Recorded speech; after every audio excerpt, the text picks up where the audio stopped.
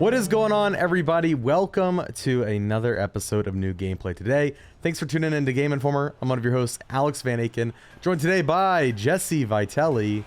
How you doing, Jesse? Hey, I'm doing great. Thanks for having me. Thanks for being here. Of course, you are a freelance games journalist as of now. We formerly knew your work over on Prima Games, and so if people want to work with you, they should totally reach out to you. Just as a heads up at the start of this video. But let's not delay any further. Jesse, you and I have been playing this game right here inside of Fortnite, developed by Psyonix. It's rocket racing. Yeah, it's really interesting, you know, when Fortnite pitched sort of all of these new game ideas that they had, you know, one of them obviously being rocket racing. I was a little skeptical at first. I was a little bit like, oh, how good could a game inside of another game actually be? And, you know, we've seen this in the past with things like Dota, right?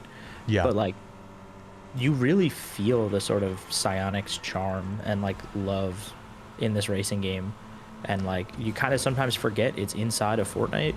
Yeah, like, I think if it weren't for the, you know, Fortnite art assets that are at play here, obviously there's, like, new assets as well, but, like, you know, seeing some of the same, you know, mountain textures and that sort of thing, like the cactuses, you know, that we've seen these in Fortnite. But apart from that, this feels like a totally new game. It does not feel like how driving feels in Fortnite.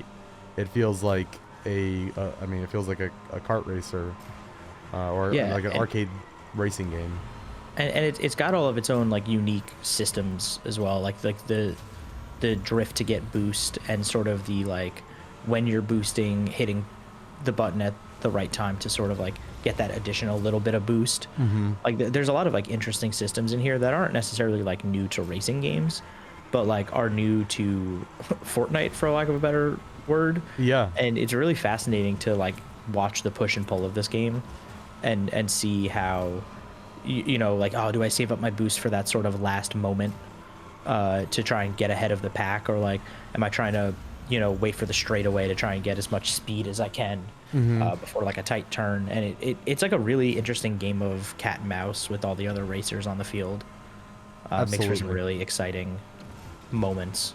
Yeah, you mentioned kind of managing your boosts, and you know, there are certain moments that you're watching this video where, like, oh, maybe I shouldn't. I'm still kind of learning. Like, maybe I should boost here. Maybe I shouldn't.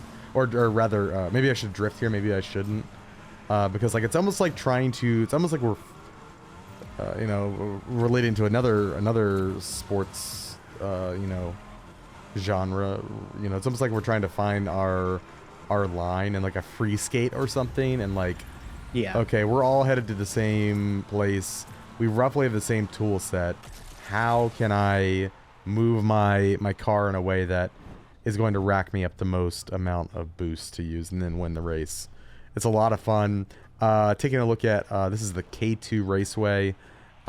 These are all Psyonix created tracks, but ostensibly we're going to be able to get in here, and I imagine using Unreal Engine editor for Fortnite, we'll be able to craft our own tracks. I have not tried that yet, but I'm very excited to. That's one of the things I'm looking forward to the most, because, like, you look at something like Trackmania and how that game lives and dies by the community created tracks, and how crazy some of those tracks can get. And some of the Psyonix developed ones do some really, really interesting, like, things with being able to, like, hover and fly and sort of, like, air dodge. But, like, once the community really, really starts diving in and getting their hands on this kind of stuff, like, I think you're just gonna see some really, really wild creations coming out of them. Yeah, we were playing a map. It's not in this video because it wasn't in the map rotation at the time of, or I'm assuming there's a map rotation. It seems like there's, like, 3 or 4 ones I've gotten per day. But yesterday we were playing, and there was a section where you have to jump through this canyon. And if you fall, like, to the middle of the map, you'll die. So you have to you essentially jump and platform across the gaps in the canyon to safely get back to the track. And, you know, this is also a very playful map, this K2 Raceway. And yeah, it just kind of shows, like, the, you know, you might come back to this map as well, and maybe something will be slightly different. That's happened to me on a couple of maps where like, oh, suddenly there are sections of this map I need to drive upside down that weren't here before. And I was very aggressive during that play, hoping I could float around people, and it ended up costing me significantly. Came in last place. I was very bummed with that ending. Oh, puddle jumper. This is a good one. But yeah, one thing also that I do want to just mention is that, and you've seen it a little bit in the footage here, but like you can like draft behind other racers to get like sort of a little speed boost, and sometimes it pays off to like stay in the pack of racers to get that additional speed boost to sort of like pit maneuver around them. And there's just like a lot of strategy that is happening and like split second decision making, which is like always the great sign of like a really strong racing game. Absolutely. So these red blocks, if you hit them, not only will they slow you down, but if you hit enough of them, they will temporarily, you know, destroy you. You have to respawn, and so you really need to jump and drift to avoid them. Obviously, these green markers on the ground are boost pads, but I am a fan of these medium-sized maps. Some of the maps in the game some of the tracks feel very long. This one's like a nice length, and there's several, you know, there are a lot of points of decision making, as you alluded to, in the moment where like maybe there's a straight up shortcut, like you can go through a waterfall or jump off the track to a nearby platform for a boost. But even in the less sort of secret areas, there are branching paths. Like, do I want to go right here and take the tunnel? Do I want to go left, take the canyon? Maybe some players will go inside of a tunnel, and you might have the opportunity to race above it. Like right here, I decided to go upward. I believe you could even get on top of this if I floated high enough. Yeah. You can see another player doing that. It's just really about finding that line, that path for you, and it's just a ton of fun.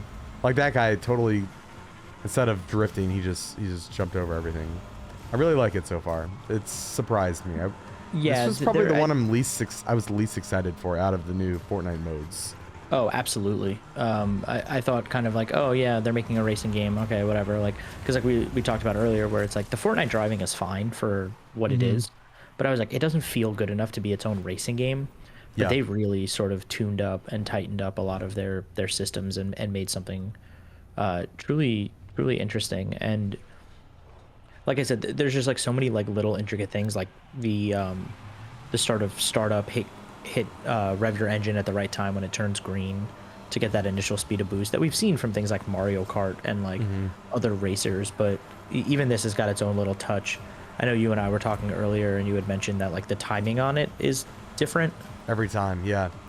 So sometimes the intervals between those lights are really quick, and other times really slow. And so whereas in Mario Kart, it kind of becomes muscle memory. Like I know the exact time that I need to press the button to get this initial boost. And in Rocket Racing, you really have to focus even at the start of the match to get that little advantage. I think if I had like one negative thing to say about Rocket Racing as it currently stands, is that I do wish there was a kind of a way to see how far away you were from other players, kind of like in Mario Kart, how you have that little map. Yeah. Like it is nice to kind of just be in it and not thinking about it and just being like, I gotta keep going. But there are definitely moments where like I want to use boost at the correct time, but I actually don't, especially for the longer levels. I don't remember when the finish line is coming up. And so sometimes it's like, oh man, just having that little bit extra piece of information would help a lot. But I don't think it's necessarily like a make or break for the game. I think it's just more of a personal thing. Yeah. Or even like next to the lap counter, like a little percentage on how long like is how left. close you are. Yeah.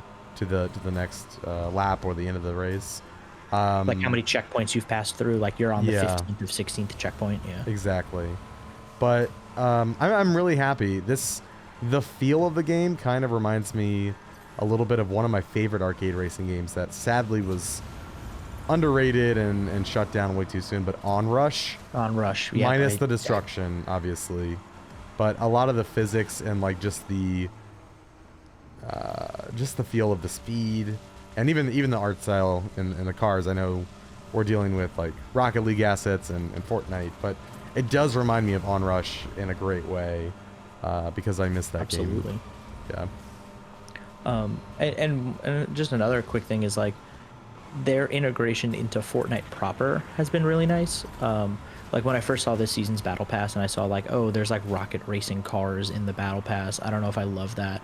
And now that I'm playing so much rocket racing, I can't wait to get to the battle pass and unlock new cars and stuff. And like the crossover between like, oh, you get this car in Fortnite, but you also get it in Rocket League is really nice. It seems very like consumer focused in a way that I was not expecting from them. Granted that on the shop, those cars are pretty expensive. Like they're pricier than some of the skin bundles. Yeah, absolutely. But it is nice to see them sort of trying to make it so that like no matter what you're playing with inside Fortnite, you're still earning experience for the battle pass and earning things for other games and make it feel like a cohesive thing rather than just a boring thing. Absolutely. Well, just want to say thank you for watching, everybody. If you enjoyed this video, be sure to subscribe to the channel if you're new. Like the video. Jesse, if people want to find you, work with you, all that fun stuff, where should they find you? You can find me on Twitter at Jesse Vitelli. You can find me, if you go there, you'll find my email and my LinkedIn and all that other stuff. You can really get in contact with me kind of anywhere you'll find me. I'm always checking my DMs and messages and whatnot. So yeah, if you want to get in touch about any sort of work or opportunities or anything cool like that, I'm around. I'm on the internet.